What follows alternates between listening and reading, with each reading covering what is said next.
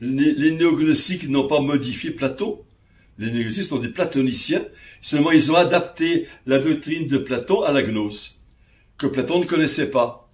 Il y a dans Platon un grand nombre de positions philosophiques erronées qui vont donner naissance à la gnose. Mais Platon n'était pas gnostique. Voyez. Et c'est lorsque les gnostiques vont enseigner leur gnose que les disciples de Platon vont essayer d'adapter l'enseignement de Platon, qui est inachevé, qui est incomplet, qui était assez obscur et compliqué, pour l'adapter à la gnose. Vous voyez? Ça s'appelle les néoplatoniciens. Mais je distingue à peine de Platon, parce que Platon est déjà presque pas vraiment un gnostique, mais il a un certain nombre d'éléments qui vont être repris et inclus dans une gnose. On ne peut pas être chrétien, c'est impossible. Il faut choisir entre Platon ou Jésus-Christ.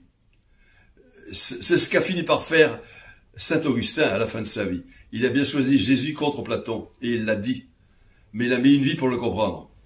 Parce que c'est difficile à comprendre. On ne peut pas être platonicien si on veut être chrétien. C'est pas possible. Ce sera le problème et la grosse difficulté de tous les pères d'église. D'enseigner la doctrine de Jésus-Christ dans un monde où les idées platoniciennes dominent.